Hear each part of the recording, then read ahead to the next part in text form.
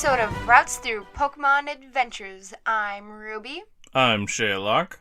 And together we are father-daughter duo going through the mainline series of Pokemon games and the Pokemon Adventures manga and the anime. This week we are covering 7 episodes of the anime, no manga, starting with Season 4, Episode 42, and going through Episode 48. But before we get into that, let's catch up with what's going on. Which isn't much, since we are recording this back-to-back with the episode we recorded previous, which was 2 episodes ago. We had some catching up to do after some sickness and holidays and birthdays and all kinds of stuff, so we've been busy. However, I do think that there is one new thing to talk about, since the last one we did was yesterday, and that's the fact that in Pokemon Go, through raids, there is a new Pokemon being brought into the game, and I'm actually pretty stoked for it. It's Delmise, or Delmise. It's the Ship Wheel Ghost Pokemon. Oh, that's a cool Pokemon. So I'm really excited about it. Besides that, not a whole lot. Valentine's Day is still around the corner. Even though you guys are like, that was weeks ago. Right. And I do have a retreat that I'm going on in a couple of weeks, too. We'll have time to record, I think, one more episode prior to that. Actually, we have a lot of busy stuff going on. So, we have Valentine's Day, which is kind of a 2-day-ish event for our family. Plus, I actually have to work an extra shift this weekend. And then the next week, you and your mom and your little brother and your grandma are all headed off to Oklahoma for some medical stuff. And then you guys will get back maybe, hopefully, in enough time before I have to take Rosella on a daddy-daughter dance type thing. She's been wanting to do that for years, since you and I got to do it a long time ago. I thought we were going to get to do it every year. Yeah, things changed. Yeah. And so then all that leads up to our recording, which then leads into me leaving on the retreat. And then when I get back, we have more recording to do. So it's going to be a lot going on the next few weeks. Plus, there's a birthday in there. And when I get back, there's another birthday not too long after that. But yeah, I think that's about it, really. I mean, since the last recording we just did, I slept. But I mean, we took a break, so I didn't really sleep. I ate lunch. There you go. Go me. Go you. You didn't eat lunch. No, I'll wait till we get through this, probably. Because, yeah, we have some stuff going on tonight, too, so we have some floor hockey, and then we have a Bible study. All right. Well, with all that done, let's move on to our episodes. We're starting with episode 201, or season 4, episode 42. Current events, or sayonara. Oh, sayonara. Sayonara. I liked hearing the realization there. Okay, go ahead. Sorry. Sayonara Chikorita Denki no Rabirinsu, or Goodbye Chikorita, the Labyrinth of Electricity. 2 exclamation points and 1 question mark. Rabirinsu is definitely labyrinth, because it's just a Japanese pronunciation. So is Denki electricity? Must be. And then Chikorita is Chikorita, and Sayonara is goodbye. Right. That was kind of hard to decipher. Definitely. The gang is walking through a clearing full of wind turbines. It's nice and breezy there, and so they all decide to relax and release some of their Pokemon. We cut to Team Rocket walking closer to the wind turbines, and they're motivated by hunger once again. They see an unfamiliar type building and decide to see if they have any food in there. As they run off, something else pops out from behind the wind turbine. Jumpin' Jigglypuff! Yay! Always love to see Jigglypuff show up. Mm-hmm. Team Rocket finds out the building has a fancy security lock, and so Meowth uses its claws to try and hack in, and when he breaks a claw, he freaks out and slashes it up a ton until it electrocutes all 3 of them. But the door does open. So they go inside and are disappointed because there's nothing to eat so far. They try the elevator, but it doesn't work, so they follow Meowth down some stairs to look to see if there is a cafeteria. As they leave, we see Jigglypuff has also wandered inside. Back to the gang, Brock suggests a picnic cookout, and so Ash is going to get firewood. He was going to take Pikachu, but he's napping, so he takes Chikorita with him.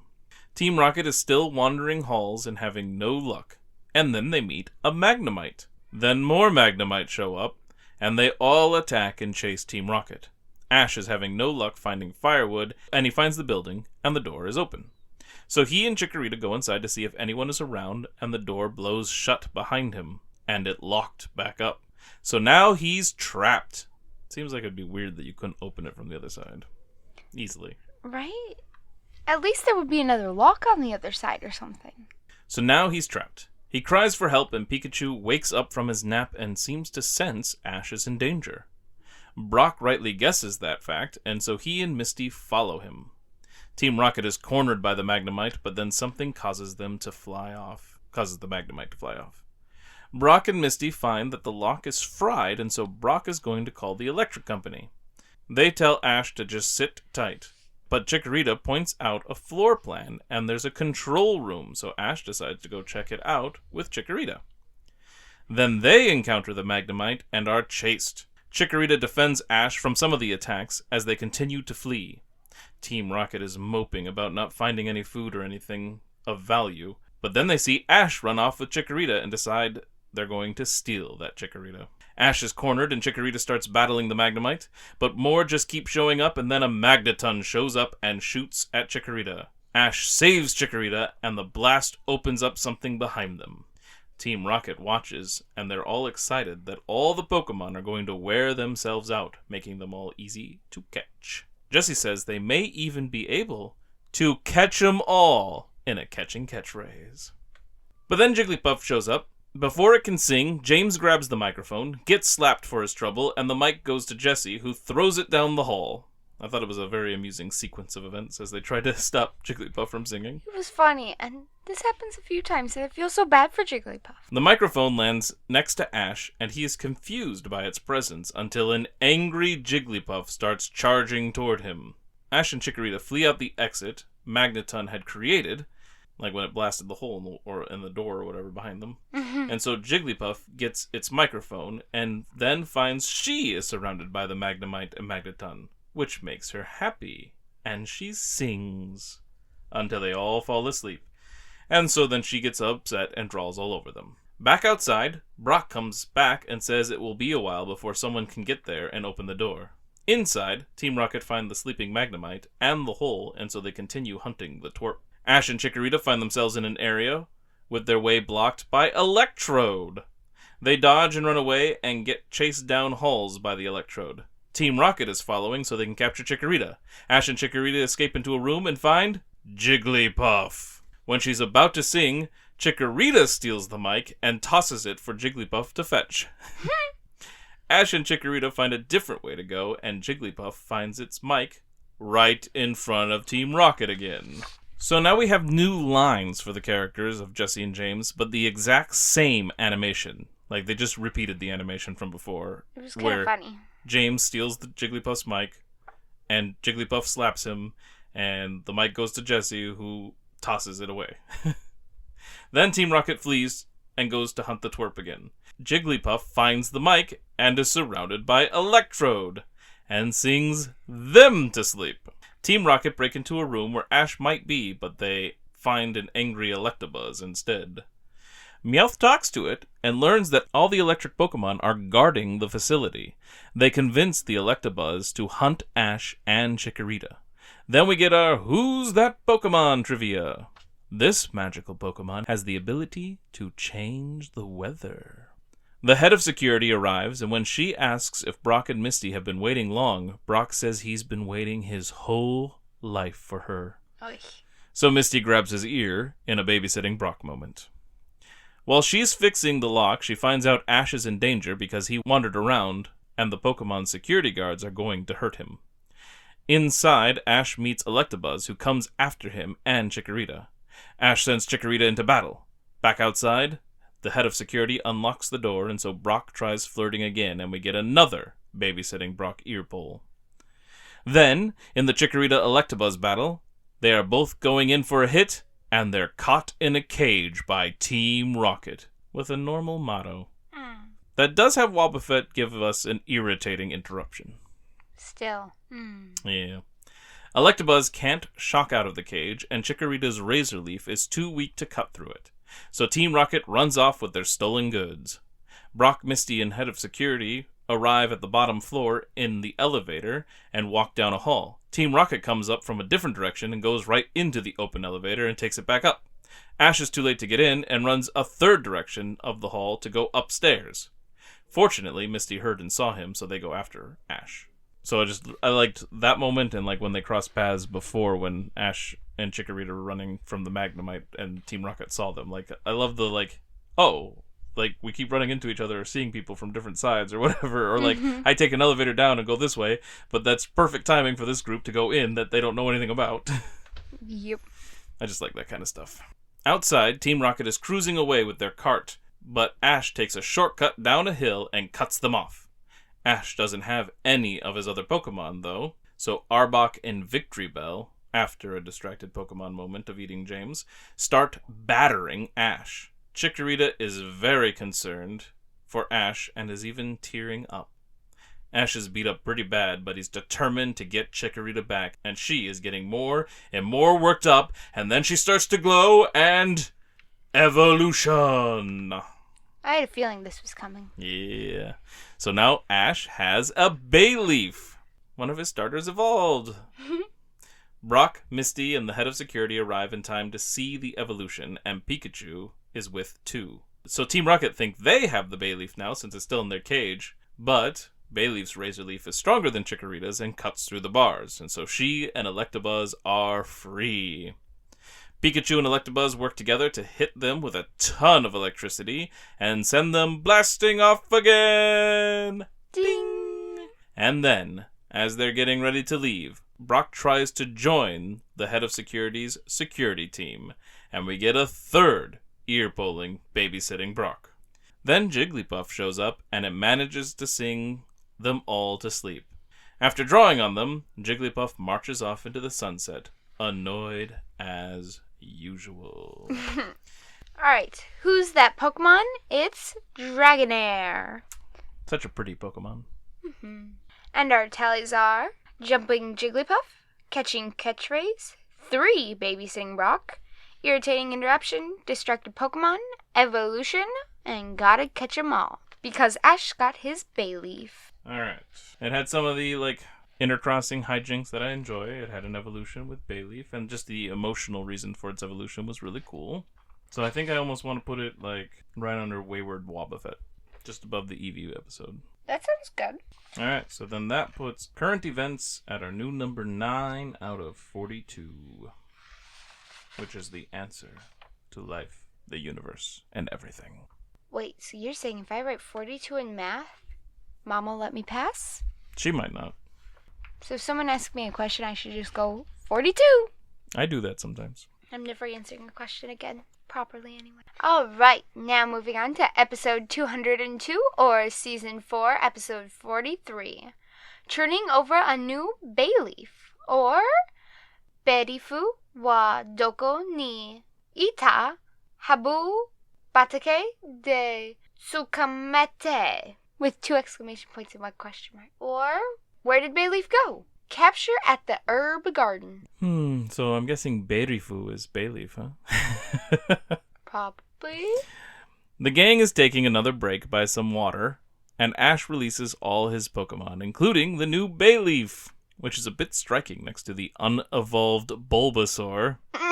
Bayleef excitedly rushes over to Ash like she did last episode and used to do all the time. But instead of jumping into his arms, this much larger Pokemon just tackles him to the ground. Not nearly as pleasant. And Ash isn't thrilled about it as it continues to happen. She's just getting used to her own strength. Right. It's fine. The next time this happens is Ash is playing some kind of game with his Pokemon, and Bayleef catches the stick, and so she rushes over for a victory tackle, which sends Ash into the water. So we choose her out. Brock and Misty try and defend Bayleef, and Brock gets Bayleef's affection for Ash confused for how he handles his affection for girls. Later, Brock has made food, and Ash has to carry a tray of hot food over to the table. Totodile almost makes him spill it in his excited dancing, and Bayleef starts coming but remembers what Ash said, and so it seems like she is going to take it easy this time, like she actually thought it through. Yeah, she had a little thought bubble and everything, and so she stopped running and started walking. But Ash doesn't trust her, and he really doesn't want the food to spill, and so he keeps telling her to stay back, and then says, "Now get away from me and stay away from me." Yeah, he just kept yelling at her, and I wanted to punch Ash so bad. Bayleef tears up and walks away. Then, when the gang of Pokemon are all sitting to eat, it occurs to them that they haven't seen Bayleef in a while, because Bayleef ran away. Alone and sad, Bayleef accidentally upsets a swarm of Beedrill while hitting rocks around. She flees and eventually falls into a rushing river. When the gang can't find Bayleef, Brock and Misty tell Ash that he caused Bayleef to run away. Pikachu picks up Bayleef's scent, and their search is renewed. Team Rocket are spying on them, and they think the gang is trying to catch Pikachu because he's leading them on the run following the scent. But they plan to beat Ash and go to it. Then, elsewhere, an old lady with her Machoke find Bayleef washed up on the shore and injured. Ash and Co. follow Pikachu to the edge of the river and figure out she must have fallen in. Back to the old lady, she feeds Bayleef food from her garden. She offers to help Bayleef to find her trainer, but she doesn't want to, and so the old lady says Bayleef can stay. The lady also has a Skiploom and Blossom. Also, what made her think the Bayleef has a trainer? You find wild Pokemon out there all the time. I don't remember. I thought there was... It seemed to make sense when I was watching it, but maybe there... Didn't seem to make sense to me. I'm like, girl, how do you know that? The gang follow the river and find the old lady's house. They call out at the front door, but after no answer, they hear Bayleef in the backyard garden. So they come around the corner, and when Ash sees Bayleef, he tries rushing toward her, but Skiploom hits him back. The lady thinks they're just trespassers at first, but after figuring out who they really are and that Bayleef is Ash's Pokemon, they find then that Bayleef wants nothing to do with Ash. Then we get our Who's That Pokemon trivia. This vain Pokemon likes watching itself in the mirror. Jesse? The lady offers for the gang to stay while Ash tries to reconcile with Bayleef. But Ash's attempts aren't going well, and Bayleef is happy there. And so then I was getting a little worried that now that we've evolved Bayleef, we were going to lose the Pokemon. Okay, so I get wanting to keep it, and I also wanted to stay. But also, Ash was a jerk to it. Was a jerk. And like, Bayleef is so happy there. I'm like, maybe he should just stay. Okay, so Ash is a little reckless. He was quite harsh with Bayleef when he shouldn't have been. But he was tackled twice. He doesn't know that Bayleef learned the lesson. And he was carrying hot food, which is why he told her to stay back. And she wasn't listening. Which is partly her fault for not listening right away. She didn't have to go to him. She could have just stood there. Yes, she was going to be gentle, but she also could have just stayed there. Right? Guess she could. But didn't she? No. I mean, he started yelling at her, so she wasn't moving at that point. Which, again, he flew off the handle. But, I mean, who hasn't done that on occasion, right? I guess, but he could just been like, wait, Bayleef, wait. It's like, put this food on the table or something like that. I mean, he could have been loud when he said it, but, like, didn't have to yell at her. Sometimes people lose their temper. I guess. Okay. So, yes, he was harsh. He shouldn't have been. But he also learned his lesson, and now he's trying to fix things up. But she's happy there.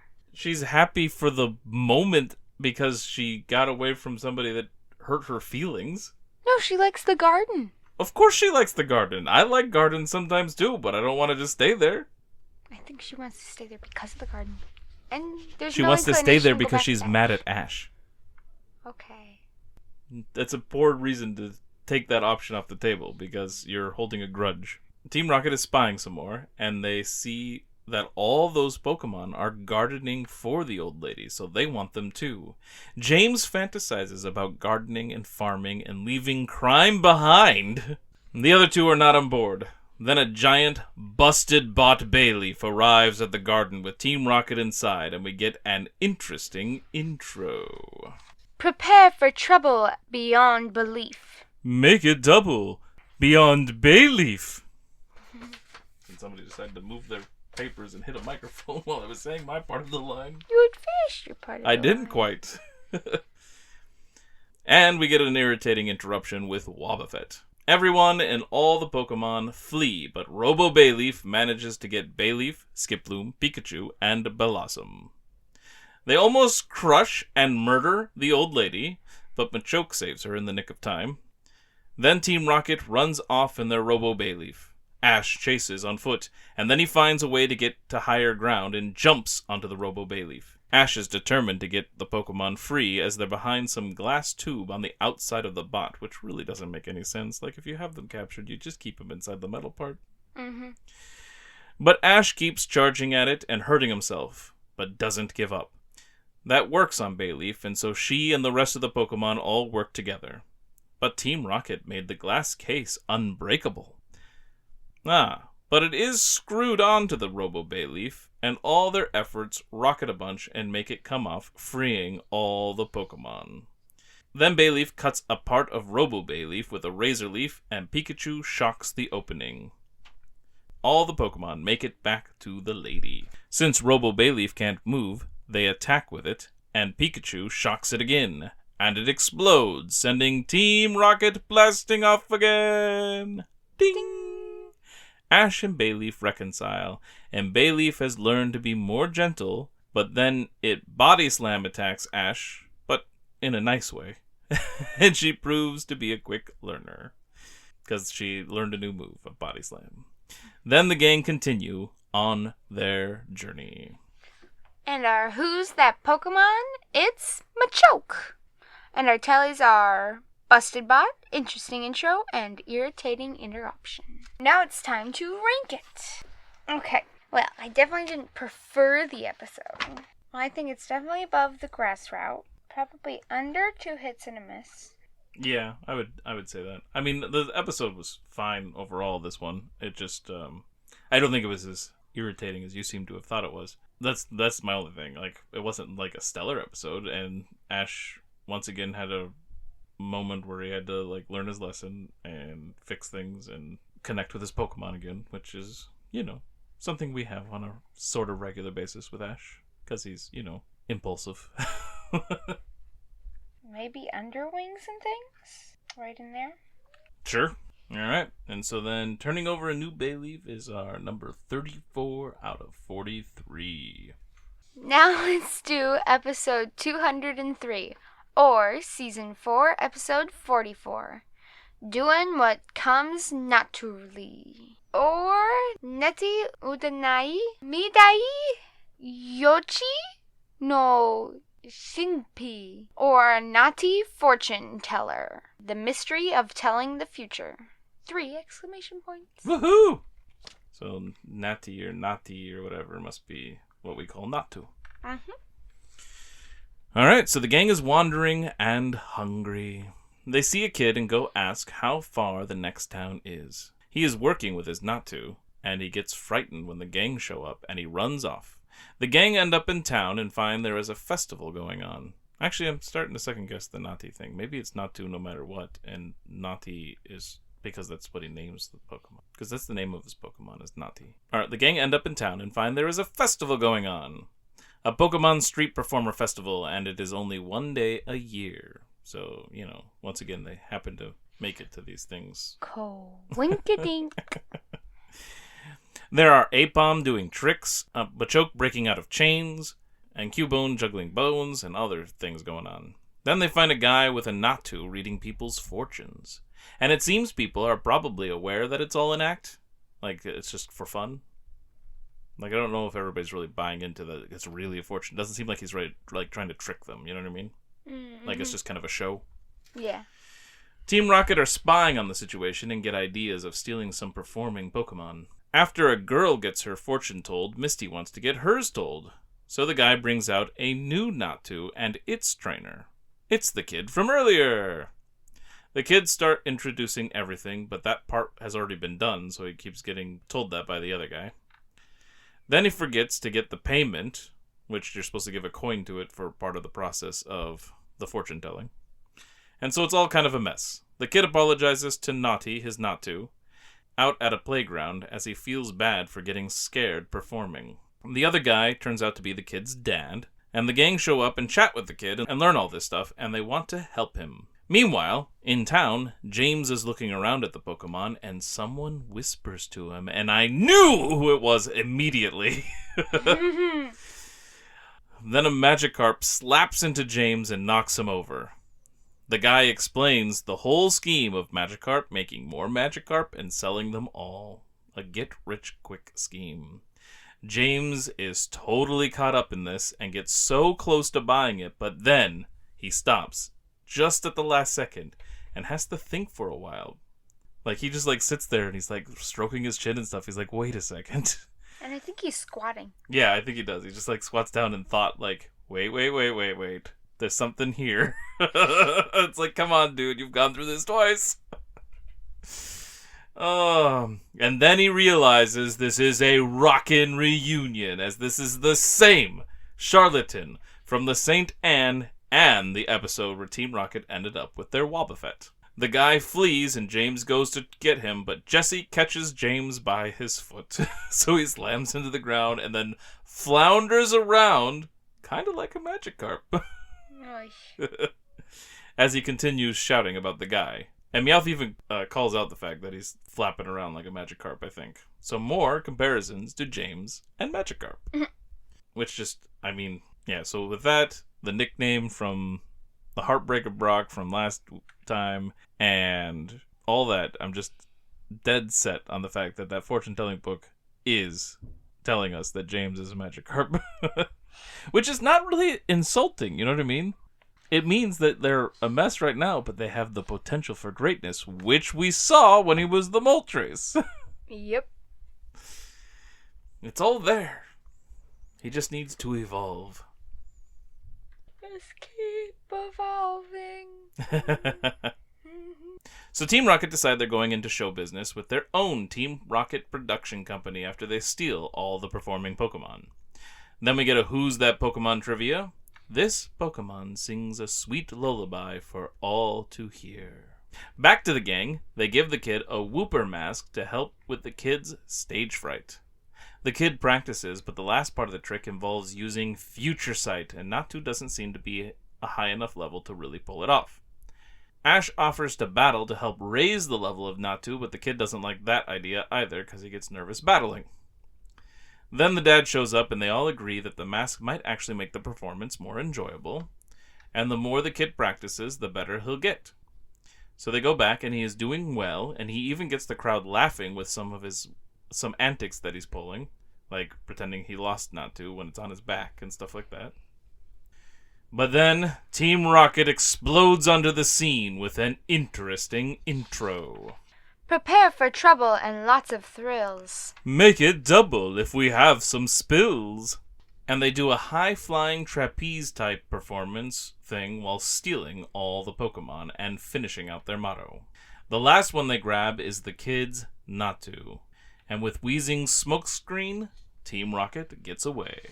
While they discuss their dreams, Machoke frees itself from the ropes wrapped around it, so it wanders off and lets the gang and other Pokemon trainers know where Team Rocket is. Bayleef is sent out, and it frees almost all the other Pokemon with Razorleaf. Natu is still in a cage and with Team Rocket, so Razorleaf then pops the balloon, sending Team Rocket crashing in the yard of a school, and the teacher and students all come out to see what's going on. Naughty is free. Then the kid and Natu get ready to battle Team Rocket's Pokemon. When Victory Bell is sent out, it eats James in a distracted Pokemon moment. Ash joins in, and eventually Pikachu zaps Team Rocket and sends them blasting off again! Ding! The teacher wanted to bring the children to the performers, but it was too far to travel in one day, so they asked the dad and kid to perform for the kids there. And the kid does his performance with his Natu, who is now stronger and can do Future Sight. And eventually the kid even ditches the mask because his confidence has also increased. And our Who's That Pokemon? It's Jigglypuff. I know, you're all surprised, right? Yeah, it's shocking. And our tallies are Rockin' Reunion with the Magikarp Salesman, Interesting Intro, and Distracted Pokemon, because Victor Bell ate James. Now it's time to rank it. I'm thinking, I don't know, under 2 hits and a miss? Above Apple Core? What was 2 hits and miss? The dojo. Sounds good to me. Alright, so doing what comes Natu-rally is our new 31 out of 44. Alright, now episode 204, or season 4, episode 45. The Big Balloon Blow Up, or Pokemon Kecleon Dairesu Arashi o Koete, or the Big Pokemon Balloon Race. Get past the storm. And they got 3 exclamation points. Sweet. Alright. So the gang is walking along, and then they find the X-Men symbol in the ground. And I was immediately excited to see Cyclops and Gambit show up. Unfortunately, that never happens. Instead, something drops out of the sky and lands on the X on the ground. A boy and a Fearow land on the ground. The boy is riding in a Fearow hot air balloon. He explains the X is target practice. He then says he used to only use hot air balloons to train his Spearow and Fearow, something Ruby dreams of doing. Nope. But then he got interested in ballooning as a career. The kid takes the gang into his place to meet his dad, who turns out to be a designer and builder of hot air balloons. There are pictures on his wall of all kinds of different hot air balloons, like a Shuckle, Phanpy, and Sunflora ones. They learn that there is a balloon race competition, and the kid suggests that they enter, but, well, they don't have a balloon. But the dad has a Pikachu one they can use. Also, for once, Fearow isn't the bad guy in a Pokemon anime this time around. Thought that was kind of interesting. No, he's not. It's always the bad guy. As they all take to the air, they learn the competition means getting to the X marker and tossing oddish-looking weights and getting it close to the center as possible in the allotted amount of time. So it's not even really a race against each other, it's a race against time. They are also allowed to use a Pokemon to help get them there, like the kid does with Fearow. So the kid and his dad also explain the finer points of piloting the balloon, such as catching the wind and not keeping the burner on at all times. Team Rocket is laying on the ground, spying on the twerps. Meowth runs in with a flyer for the competition, and he announces that there's an engine as the reward. So Team Rocket decides to steal it, but Meowth says no. He really wants to prove himself as a balloon pilot and win the engine fair and square. Thought that was interesting. Yeah. But Jesse and James sneak into the balloon area at night, claiming they are going to make sure there is no competition so Meowth can win. So they're obviously sabotaging things. Therefore, cheating. We don't see what they accomplish, though. We just know that they're up to no good. When Team Rocket signs up, they mention the names they're putting down, and when they say Meowth, the guy says they don't need to put the Pokemon they're using down, but Meowth chews him out because he is the pilot, and Jesse has a catching catchphrase by saying, Meowth, that's right. As everyone is about to get into the balloons for the competition, Ash and Co. notice a Meowth balloon, and they are sure that means Team Rocket is there. And they're right, as we get an interesting intro and an outstanding outro. Prepare for trouble, we're going to win it. We can hardly wait to begin it. Team Rocket blasting off in a hot air balloon. Surrender now, twerps, or prepare to lose to us soon. Meowth reiterates that he is going to win, fair and square. But once all the balloons start going up, a lot of balloons pop and fail right off the bat. Ash claims Team Rocket is cheating, but Meowth is sure they're not. But it is clear that Jesse and James have done something. Then we get our Who's That Pokemon trivia. This Pokemon can strike moving prey from 300 feet away. Now that they're out of sight of the competition command center, Jesse and James decide to enact the next part of their plan.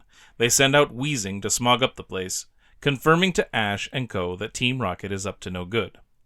3 more balloons drop out of the competition thanks to the smog. Meowth is getting angry at Jesse and James, but they keep going and have Arbok shoot stingers at the balloons, taking down 1 more balloon. I think the kid and his dad, Ash and Co., and Team Rocket is all that's left at this point. Meowth fights back, and so Jesse and James tie Meowth up. A storm rolls in, but James equipped the balloon with rockets so they can fly right through the storm, and Jesse has another catchphrase. Prepare for victory! And then they zoom out into the distance, crying out that they're blasting off again! Ding! Ash and Co's burner shorts out, and they guess it was because of one of Arbok's stingers. So they pull out Cyndaquil, just like a Magmar was doing for a different balloon earlier in the race, and use him to keep the balloon going. Team Rocket thought they were in the clear, but then they see the other two balloons come out of the storm. Team Rocket start launching rockets at the gang, and so Pikachu gets angry after Ash almost gets killed. Team Rocket blasts off on rocket power again, so Noctowl lets Pikachu hop on for a ride, and Noctowl leaves the gang behind to chase Team Rocket down. Team Rocket launches more rockets at Noctowl and Pikachu, and Fearow is let loose from his balloon to help out. Team Rocket look hilariously annoyed by this fact, and then Pikachu zaps them and sends them off, blasting off again! Ding! So twice. Yep. The Kid and Ash are almost out of time, so they throw their oddish-looking markers down toward the X, and they both land at the same time, at the same distance from the center, and so they tie. But Ash doesn't need the engine, so he lets the Kid and his dad take the prize. Again, winning something that he just joined. Come on, people. Well, he's a prodigy. Don't know what that is. Who's that Pokemon? It's Remoraid. And our tallies are 2 catchphrases, 1 interesting intro, and 1 outstanding outro. Now let's rank it. It was kind of fun having a hot air balloon race thing. Yes, but still, come on. He can't win everything he just tries out. Well, he didn't win the grass route. Oh, he didn't? I don't remember it very well. Yeah, it was a lesson on him not training his Pokemon. Oh, good! Or practicing, or whatever. He was being extra cocky. Alright, let's see. My turn to rank it. Let's put it right below sick days. Okay. Alright, so the big balloon blow up is now 26 out of 45. 45. Yeah, overall, this group of episodes is going to probably be a lot of middle-ish ones, because it's just a lot of kind of filler episode stuff. I mean, a lot of episodes are, but this one just feels very filler. Alright, moving on to episode 205, or season 4, episode 46. The Screen Actors Guild. Instead of the Screen Actors Guild. Or, Muchuru ni mo muchu supasita wa Pokemon ga Osuki? Or, Muchel is daydreaming. Do superstars like Pokemon? So it's got 2 exclamation points for the first one, and then a question mark. Usually it's exclamation point, question mark, and then exclamation point. The gang end up in a town and see a bunch of girls running down the streets excitedly. Brock thinks they are for him, and when they pass right by, he chases them down. Then a creep in a hat shows up and hands a bundle of something to Ash to hold on to. He says he'll be back, and the sound of the screaming girls sends him off quick. His hat falls off as he ducks down an alley, and far in the background there's a huge poster of someone that looks kind of like this guy. The bundle turns out to be a Smoochum. When the gang finds the hat, Brock puts it on, and the girls charge over to him, thinking he's the owner of the hat. It seemed obvious right away that the guy who dropped off the Smoochum is a celebrity of some sort.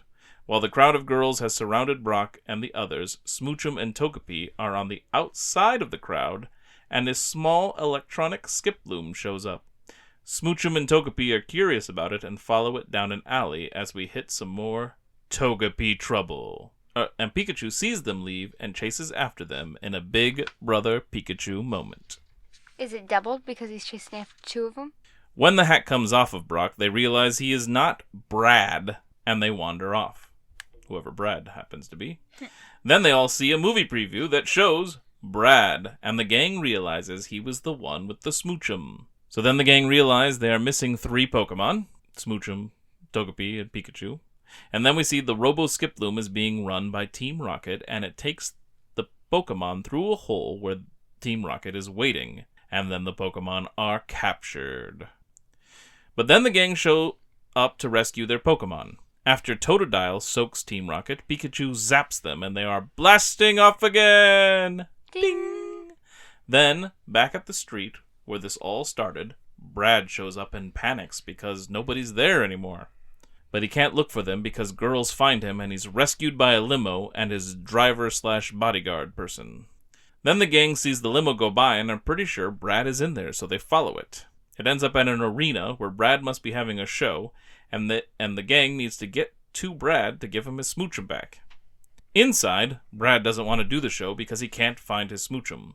The guard guy says his cool factor will evaporate if people find out he has a smoochum, and so he should just get rid of it anyway and get something better like a Charizard or a Houndoom, because they're much tougher looking and would fit Brad's persona. I know that's what he says, but immediately I'm like, no, the girls are gonna like smooch him. They're like, oh, he's got a soft heart. Ooh. Right. Brad says he will not, and he is only a star because Smoochum always believed in him and made him believe in himself. Ash is about to climb a tree to the window that Brad is in to get him his Smoochum, and the Pokemon makes a noise. Brad thinks he hears it, but the guard closes the curtain after seeing the gang and says it was just squealing fans. He claims he'll look for Smoochum himself. Then later, the gang is inside talking to the guard and explain they want to get Brad his Smoochum, but the guard says that Brad doesn't want it anymore and that Ash should just keep it. But Brad shows up before that can all work out, as guard wants it to. Team Rocket is spying on the gang, and we get our Who's That Pokemon trivia. This Pokemon loves to collect shiny objects. So when Guard hears the gang mention that Brad is a tough guy in public, but a cream puff with Smoochum, he yells at them to not let word of that leak out anywhere. Guard sends Brad out to get ready for his performance, and Brad asks the gang to stay and hang out with his Smoochum in his, dressing room or whatever. Or not the dressing room, but wherever he's staying. Then Jesse and James finish locking up security guards and dressing up as them. Just then, Brad's guard shows up and tells the security guards that the gang and Smoochum need to be thrown out. So Team Rocket security shows up and claim they were told to escort them out, but they don't actually take them out of the building because they have a different plan. They end up on the stage behind the curtain and the gang are caught up in a net except Smoochum, and Team Rocket performs an interesting intro. Prepare for trouble, we've got you now. We'll take all those Pokemon and then take a bow. Brad returns to the room after getting ready for his performance and finds Guard there alone. Guard tells Brad that the kids and Smoochum are gone and to forget them. Brad is sure Guard was behind it and he immediately goes in search of Smoochum.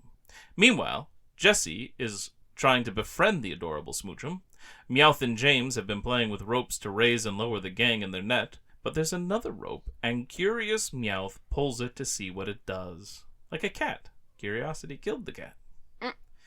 But it raises the curtain and excites the audience that is waiting there.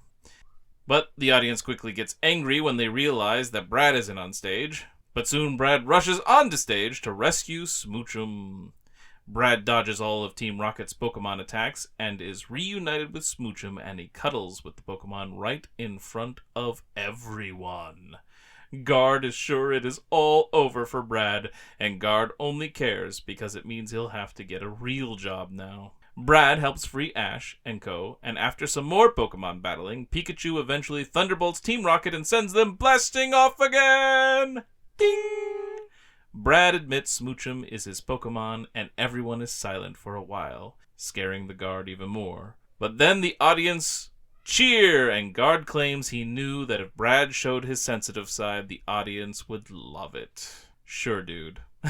Whatever you say, man. Oy. Anyway, Brad now has Smoochum as a co-star in his movies, and the gang head back on the road. Our Who's That Pokemon? It's Murkrow. Surprise, surprise. Likes to take the shinies. And our tellies are Togepi Treble, Big Brother Pikachu, which should be doubled, and interesting intro. It shouldn't be doubled. He's just doing one moment of Big Brother Pikachu. Just because it's for more than one Pokemon doesn't mean a thing. And really, he probably doesn't even care about the Smoochum that much. He's chasing after Togepi. No, if Smoochum was the one to run off, he would chase after it. Maybe. Alright, moving on to ranking, it is your turn. Alright. It was a fine episode. Nothing too exciting, but predictable. How about Between Apple Core and Spring Fever? That works for me. Alright, so the Screen Actors Guild is number 34 out of 46 currently. Moving on to our next episode, 206, or Season 4, Episode 47. Rhydon, or Nami Nori Saidon o Oe Mizumi no Tatakai, or following the Surfing Sidon, the battle at the lake, with 2 exclamation points, 1 question mark. So Sidon is Rhydon. That makes sense. Rhydon. Rhydon, dude. Rhydon. Alright, so the gang is sleeping in a tent and Togepi wanders off outside and Pikachu follows and the two play outside. So I thought we were having a Togepi trouble, but they were just playing. But then they see a horn swimming in the water and Pika alerts Ash. Then Rhydon emerges. Rock and ground Pokemon in the water? Crazy! Misty and Brock don't believe it when Ash tells them, but a lady shows up with a Marill, and she says she could explain the Rhydon living in the water. But before that can happen, Brock loses his mind and flirts with her, leading to his ear being yanked back as Misty is again babysitting Brock. Her name is Pietra. She explains that this Rhydon learned the Surf Attack, which is actually something they can learn in the games as well. It seems odd because they are a rock ground Pokemon, but they can learn it with the HM. So it all lines up. In fact, I think a lot of my Rhydon Rhyperior have this Surf Attack in Pokemon Go. Like, they often come up when I need water moves in a Team Rocket battle. Oh, really? Yep. Pietra wants to know which way the Rhydon went. She brings the gang to a large tunnel that she is trying to get dug out, and it takes a lot of work. But it would make it much faster to get to a nearby town for her grandma, who, recently, sprained her ankle. They're almost to the point of breaking through with their Dugtrio, Graveler, and Sandslash, but they're having trouble getting through the last part as water has started leaking through, which keeps driving away her ground-type Pokemon. But Rhydon apparently can handle the water, and that's why she wants it, so the tunnel can get finished. Oh, and this Marill she carries with her, it looks kind of nifty because it has like a single earring in one ear, like a gold earring. Yeah. I liked it. It's not like little cute Marill, it's like kind of a cool Marill. Like Togepi from the manga. That Togepi is funny. Brock offers to help with his well-trained Onix who can handle some water, which we know it can't since a sprinkler system shut it down. And Onix does get wet and flees the tunnel. So Ash offers to help find the surfing Rhydon. Team Rocket is spying on the group and they learn about the Rhydon and want to get it for the boss. After learning that a lot of apple cores are around, possibly from the Rhydon, they end up coming upon some bushes where cores are continually being flung out. So the gang enters, thinking they might find Rhydon, but instead they find Team Rocket chowing down, and with mouthfuls of apples they say their motto, but we can't really understand them at all. Like, it took you a little bit to realize they were doing their motto. I'm like, Daddy, they're saying their motto right now. It was very funny, yes. And yeah, I didn't catch on right away. I think I was slightly distracted. Well, yeah, I think you had something else going on too, but I'm like, the motto, they're saying the motto. I think I was leveling up Pokemon, so it wasn't like super distracting, but enough that I wasn't quite catching on. Jesse and James almost choke to death at one point while they're trying to do this. And now Wobbuffet appears and says its name, but it is after Meowth finished saying his closing line, so I don't think that counts as an interruption, because he did get to say the whole thing. Yep. However, Misty says she didn't understand a word of that, and that seems very similar to the first Johto episode where Jenny asks if they could repeat that, which we do count as an irritating interruption when people aren't paying attention or don't understand. Oh, okay. So, we still get an irritating interruption. Then Rhydon shows up, and it seems angry at Team Rocket at eating all its food. Rhydon smashes into Team Rocket and sends them blasting off again! Ding! Ding! Ding! Ding! Pietra tells Rhydon to let her battle him, but he just stomps and shakes the ground and then runs off into the water. Ash sends in Totodile and Pietra Meryl, while Misty sends her water Pokemon so they can all chase down Rhydon. The gang and Pietra follow along in a boat, and then we get a distracted Pokemon, as Totodile is just backstroking through the lake instead of searching for Rhydon. But then he bumps into a horn and decides, I'll just bite onto this thing. Oh, my little brother. And he's flung off for his effort. All the other water Pokemon move in, but Rhydon dives underneath the water and uses the drill horn to create a whirlpool. Then, back on shore, they see Rhydon go to a different shore on a little island. Brock finds out that the island is filled with apple trees, and Pietra figures it must have gotten over its fear of water because it likes apples so much and wanted to swim over there. And that is how it learned surf. I thought that was kind of cool. Team Rocket was spying again and planned to make it to the island before the gang so they can get Rhydon. Then we get our Who's That Pokemon trivia. When the sun sets, this Pokemon comes to a complete stop. I'm pretty sure we've had this one before, too. Team Rocket cover a pit they dug, setting up one of their traditional traps. This one seems meant for Rhydon, though, instead of the gang. But instead, Wobbuffet falls into the trap. The gang all find Rhydon again, and Pietra tries to get Rhydon to battle her for a second time, because it refused last time. But while it thinks about it, a net falls onto Rhydon instead. Up in the balloon, it is Team Rocket, and they give us an interesting intro. Prepare for trouble, don't you get it? When we want something, we simply net it. Right after the intro, they say some completely different things, but it does still rhyme. So, instead of being an interesting intro, this might be a modified motto? But it could actually just be an irritating interruption. How would it be elite? Because they're interrupting their normal motto to say some random rhyme, because it doesn't follow the same cadence as their usual motto. This one's a really tricky one. I don't think it's an irritating interruption. Okay, so then probably a modified motto instead of an interesting intro? Probably.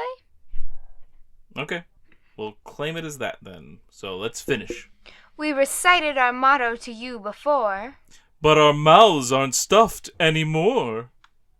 No need to repeat ourselves, so we'll cut it short. Well... Oh, that's an irritating interruption though, right? Yeah, the ending right there, that's an irritating. So is it...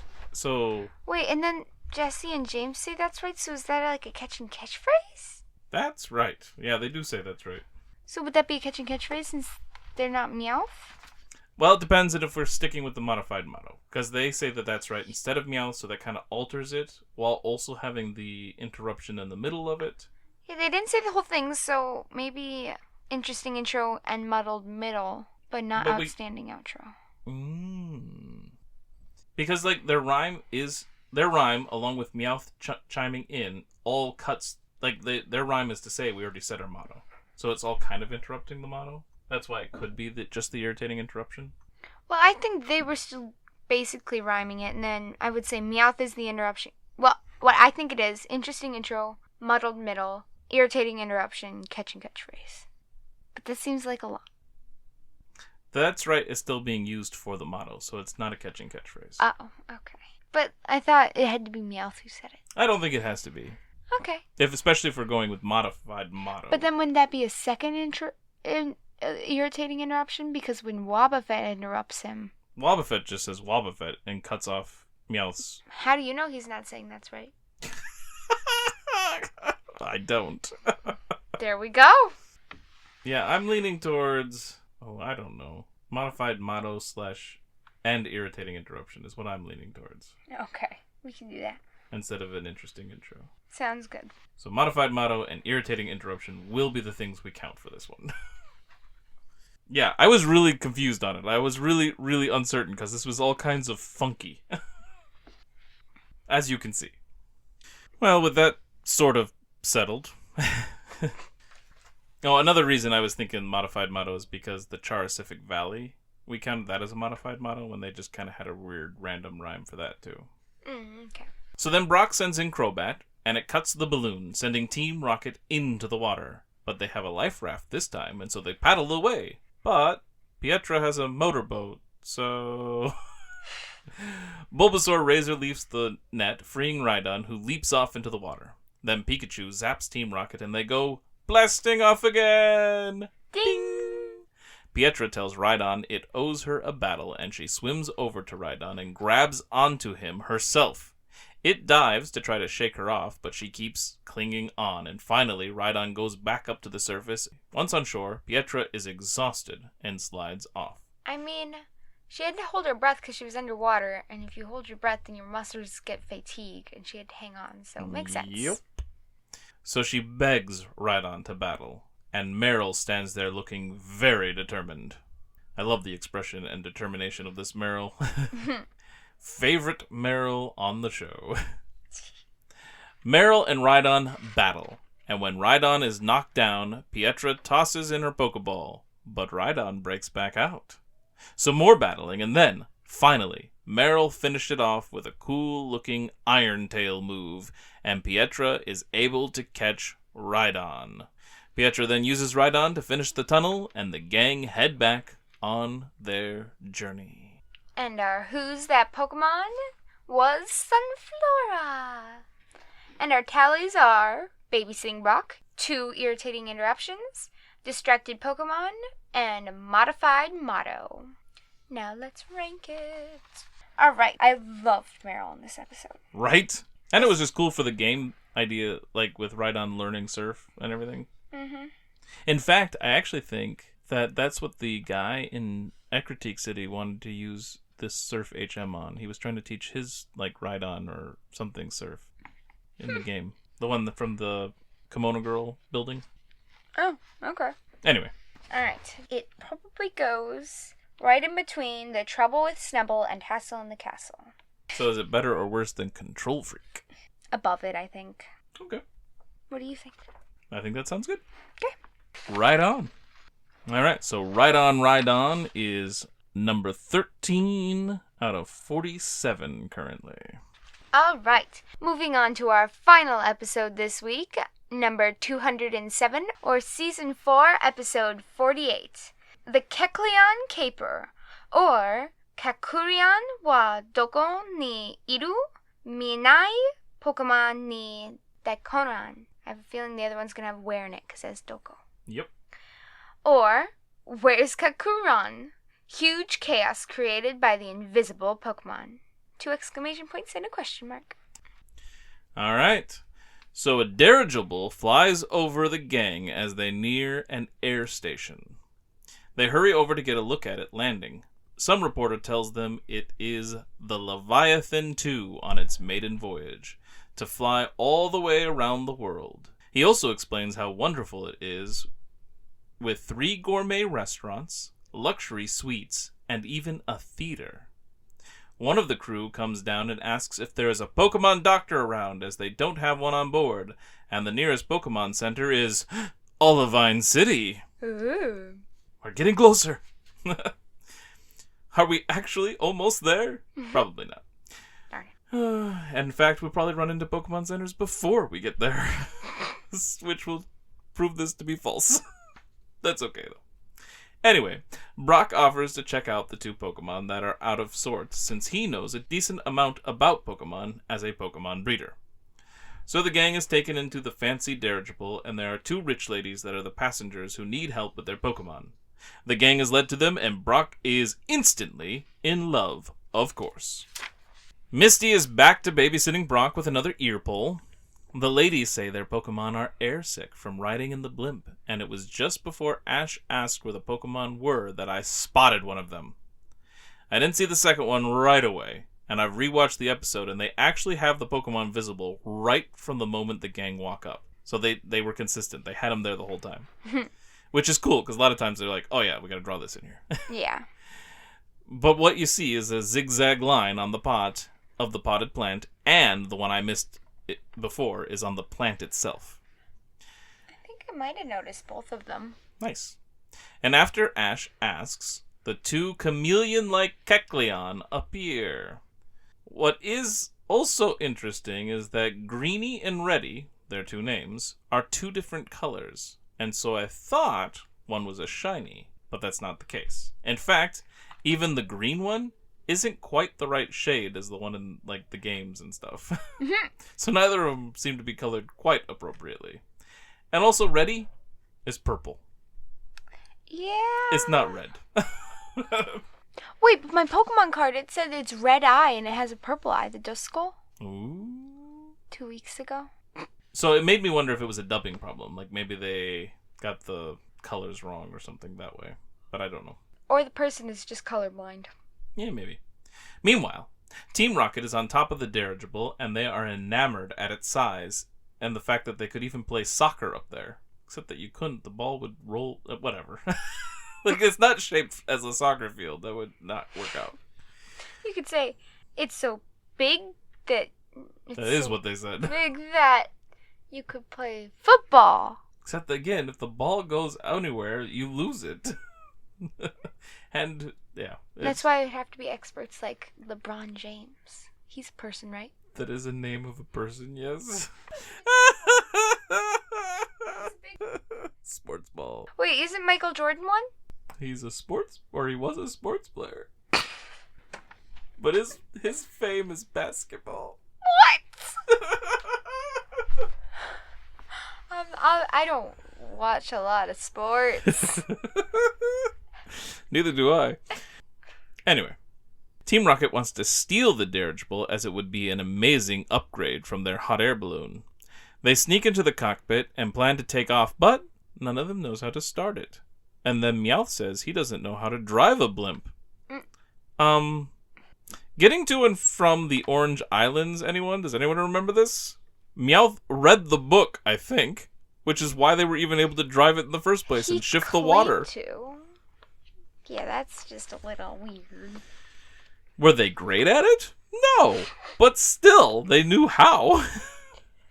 Oy, oy. So Team Rocket decides to just steal everything in the blimp instead, since the passengers have to be loaded. Back to the gang, the Kecleon seem happy and healthy now, so whatever was wrong with them, they've already fixed that. They showed Brock giving them a little food. Oh, good. That Some food helped settle their stomach. Well, it was a special food. So they send the Kecleon to get a nap in their room. The ladies compliment Togepi and Pikachu's cuteness, and so Brock, desperate, brings out Pineco so they can compliment it. And it literally blows up in his face with some friendly fire. Back at their room, the Kecleon see their door open all by itself, and so they immediately camouflage themselves, and Team Rocket enters. Meowth finds a box full of expensive and pretty jewelry. Jessie thinks their beauty would complement hers, and James thinks his bottle cap collection would look great in that box.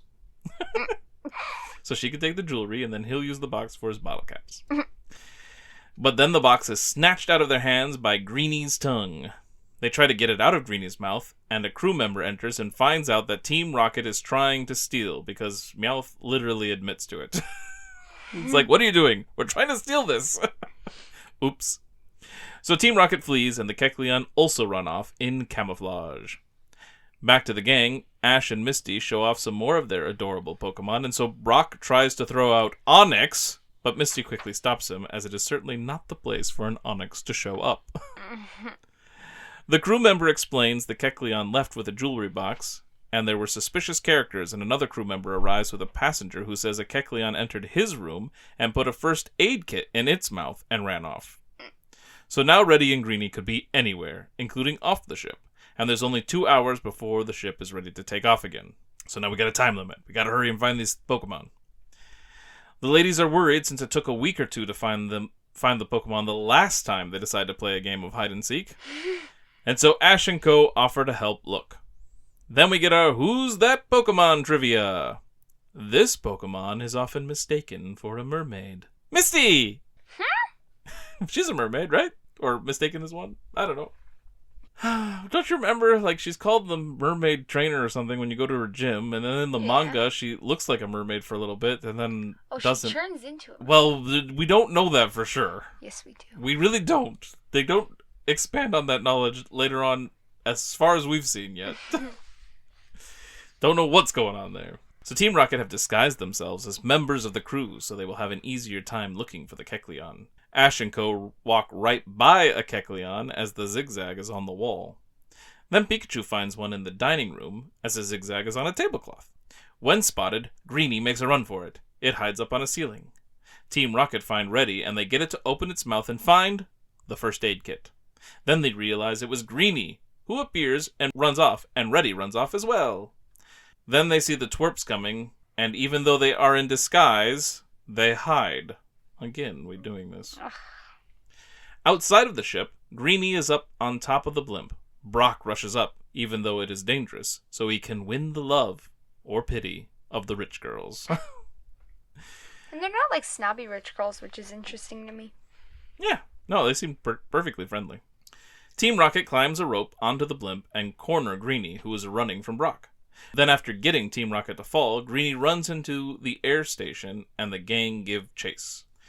Team Rocket finds both Kecleon, and then both of the Kecleon start juggling the boxes they had, the first aid and the jewelry box. So which one has the jewels now?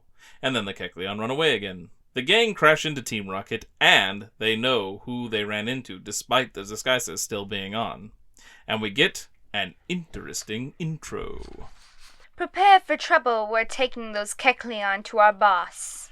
And our Pokemon gain is your loss. Team Rocket disappears in a smokescreen, and so the gang go back to looking for the Kecleon. Brock finds them, and they flee outside, but they end up surrounded by the ladies, the crew, and other passengers and stuff. Then Team Rocket show up and claim they are going to take them. So Pokemon battle with Team Rocket. The ladies join the battle with their Kecleon. Weepinbell gets sent out and eats James in a typical distracted Pokemon moment. At one point, Reddy stops Arbok with a lick attack, which means the box it had gets flung out of its mouth, and it is the jewelry box. Meowth quickly goes to snatch it up, but gets smacked around for it. Brock catches the first aid box, after Greenie uses a lick attack. In the end, Bayleef grabs Team Rocket and their Pokemon in a vine whip and swings them around and tosses them far away, sending Team Rocket blasting off again. Ding. Ding.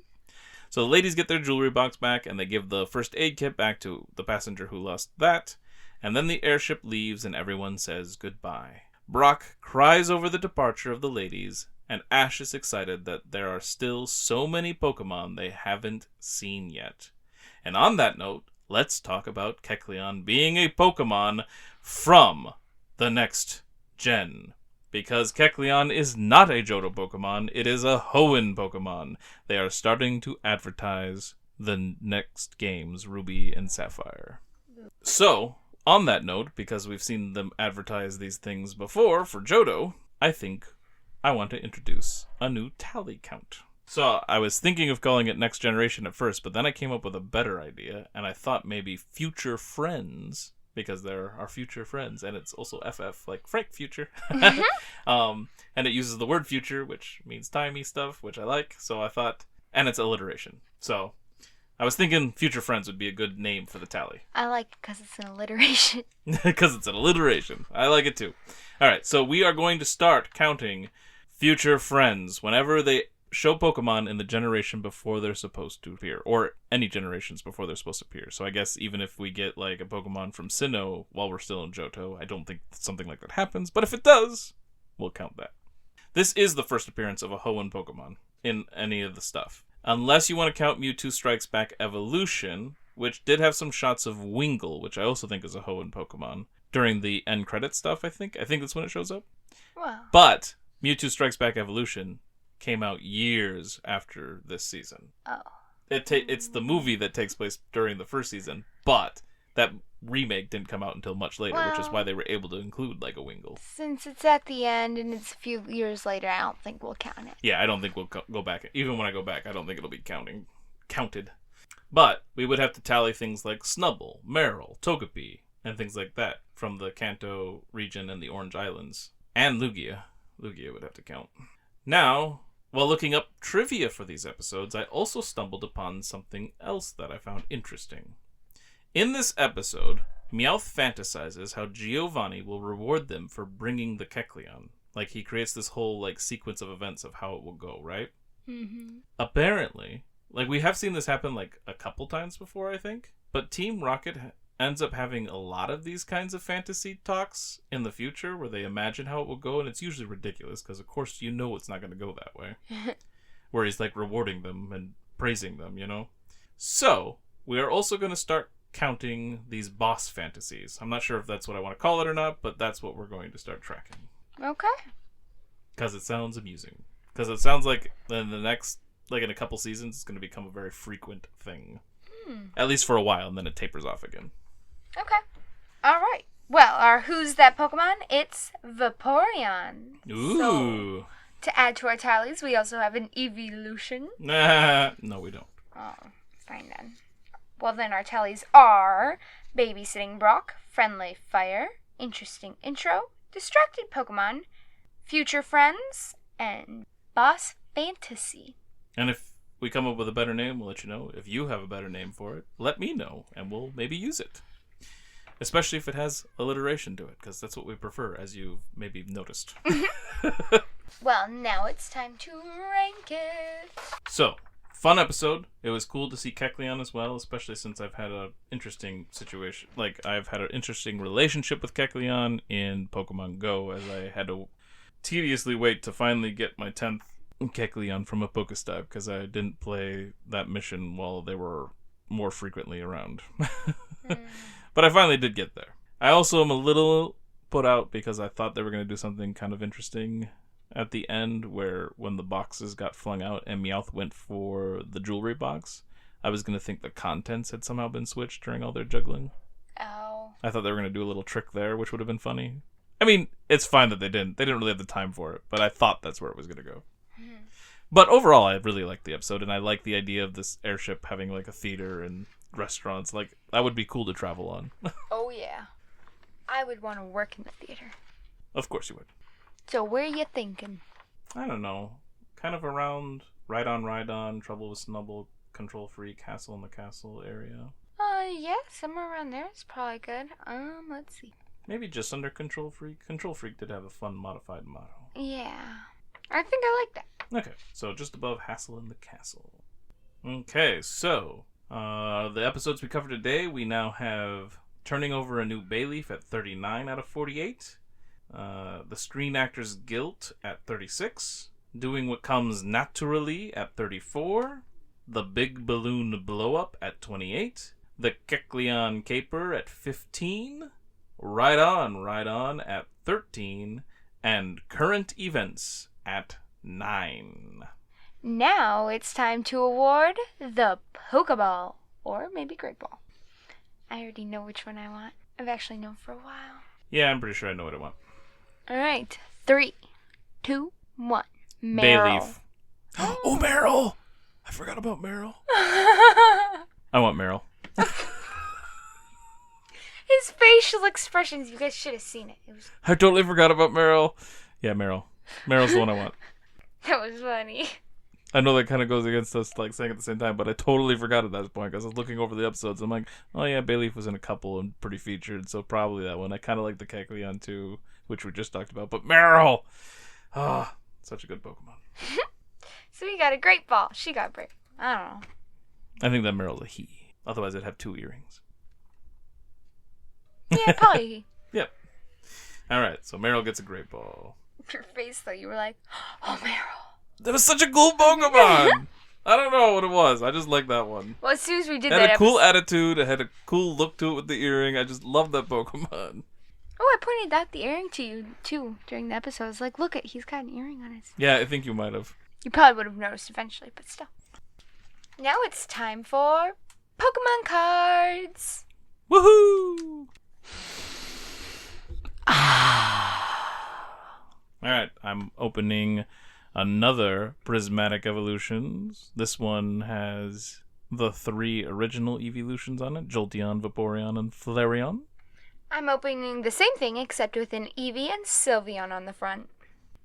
Alright, just like the last one I recorded, I'm starting off with Duraludon, which makes 3 Duraludons for me now. Oh. Metal type.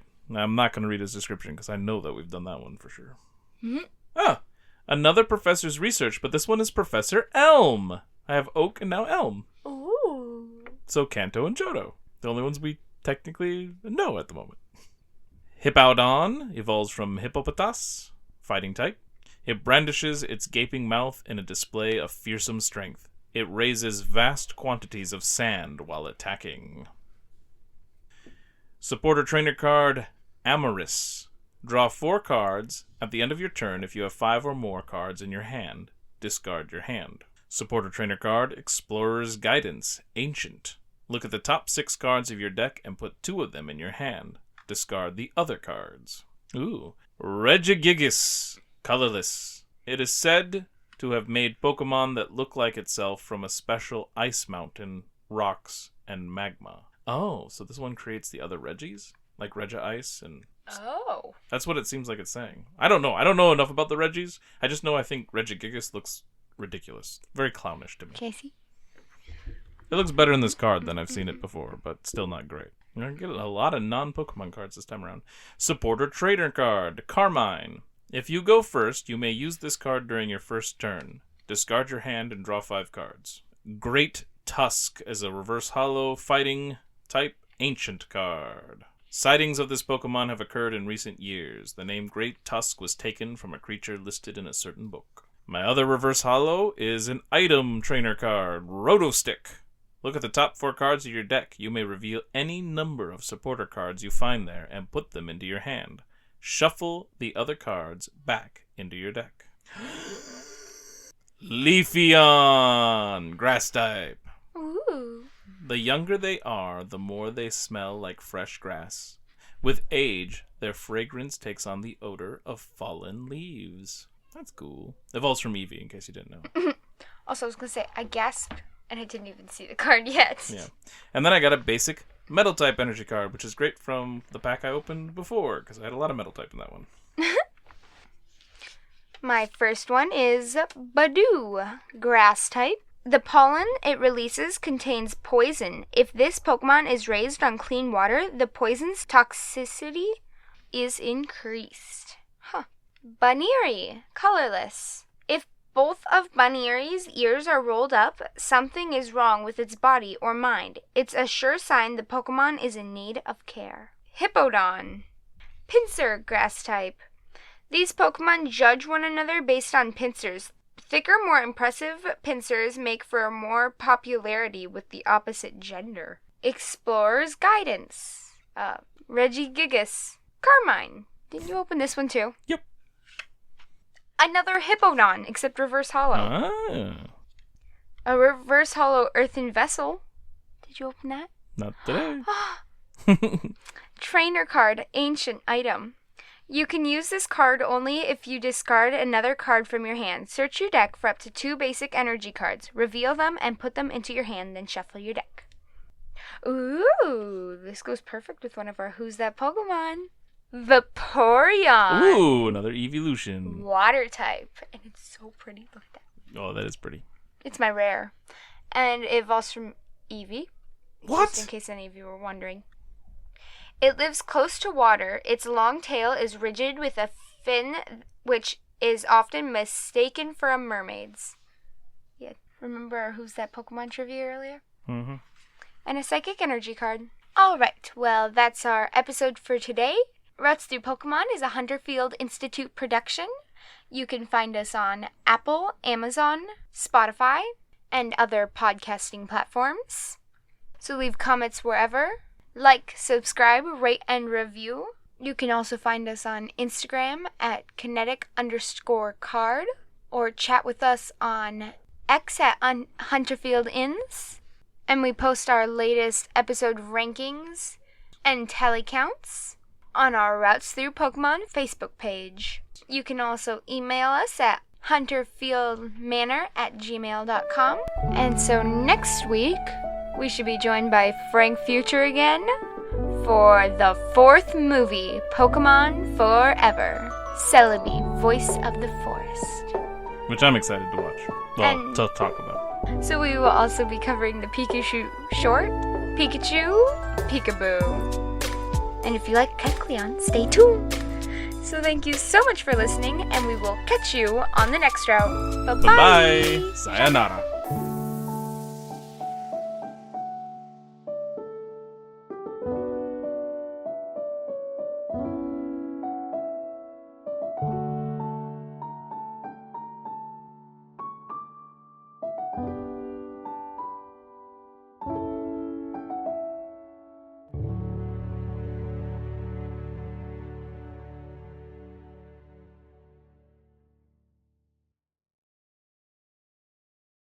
Part 32, Cerulean Sunset.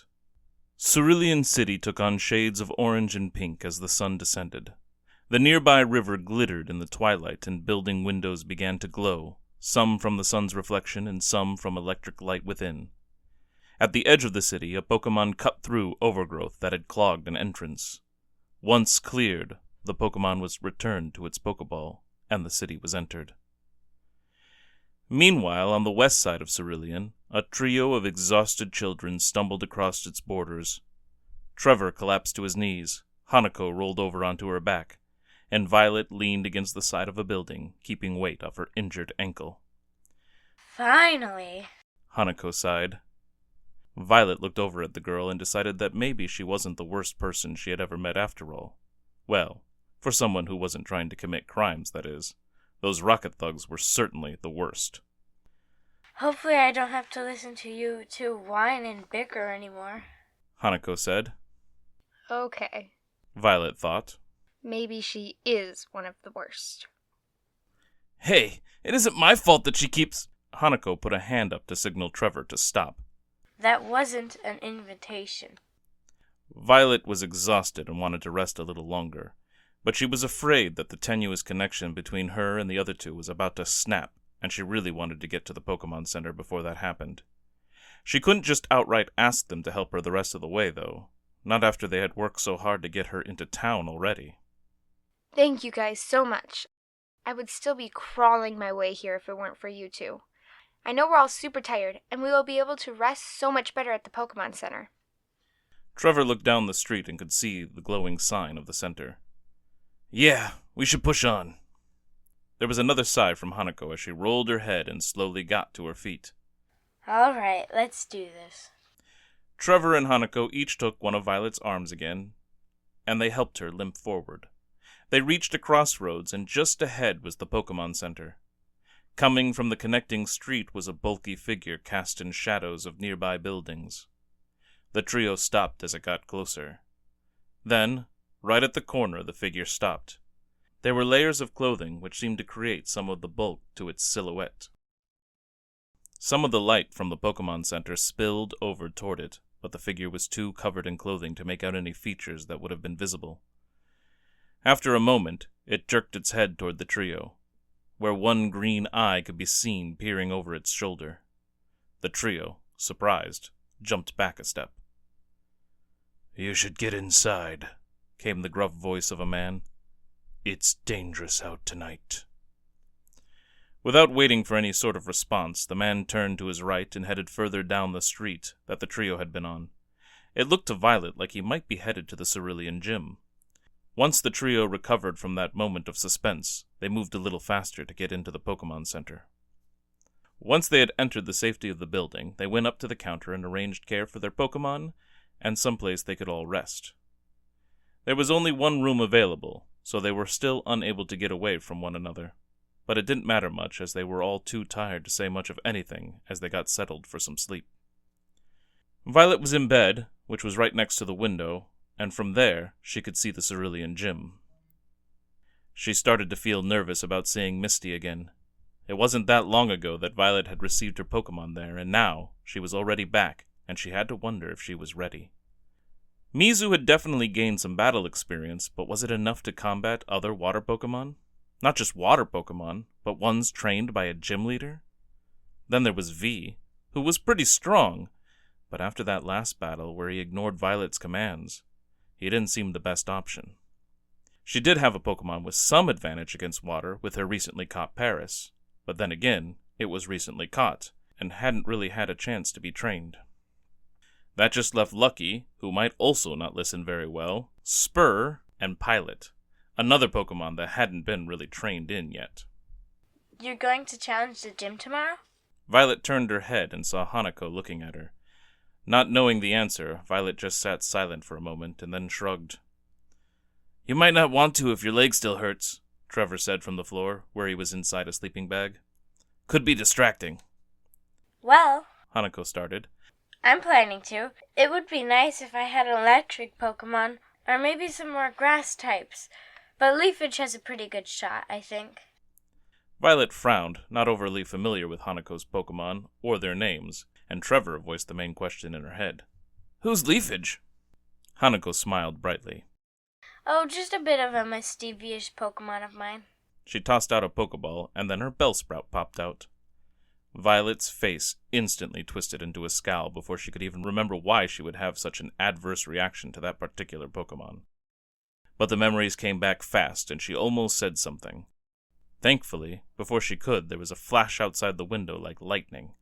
That's what she thought it was at first, but no thunder followed, and the sky didn't look particularly cloudy. What was that?